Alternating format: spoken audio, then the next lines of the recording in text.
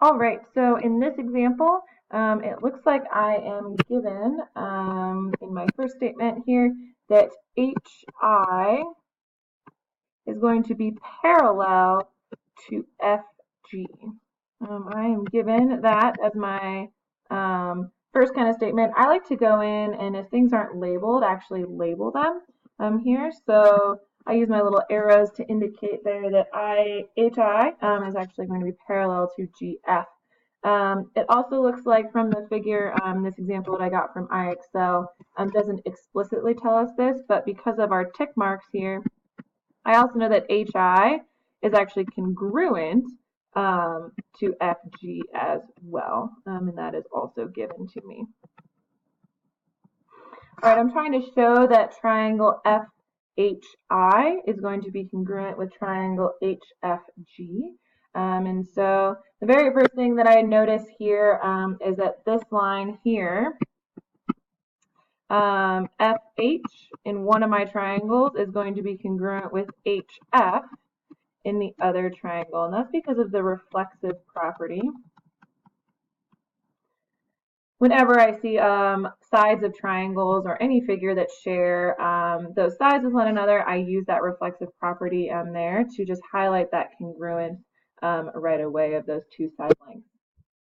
The other thing that I'm going to use is the fact that since these lines are parallel, and sometimes it helps to draw them out, and then this line here is what we call a transversal that is actually cutting those two parallel lines in such a way that makes it so that this angle here that I'm labeling and this angle here actually become congruent angles.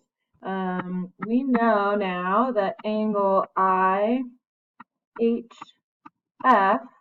is going to be congruent with angle GFH.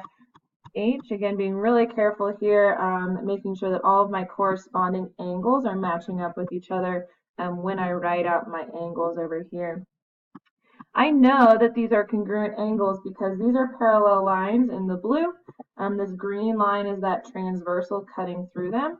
And so those two angles are what we call alternate interior angles. And now it looks like I'm actually done with my proof. Remember, I don't need to prove anything extra. I don't need to start saying that all these sides are congruent, all the angles are congruent, because it looks like I've proven that a side, an angle, and a side are congruent in both of my triangles. And so I can now say that triangle FHI is going to be congruent to triangle HFG, and that is because of side, angle, side. So can't say anything about F and I, G and H. I don't need to say anything about those lines, whether they are parallel or the same length or anything like that. I don't need to say anything about these angles, G and I here. All I need to show is that that side, the angle, and then the side of both of those triangles correspond to each other. Now saying that side, angle, side is the reason why those triangles are congruent.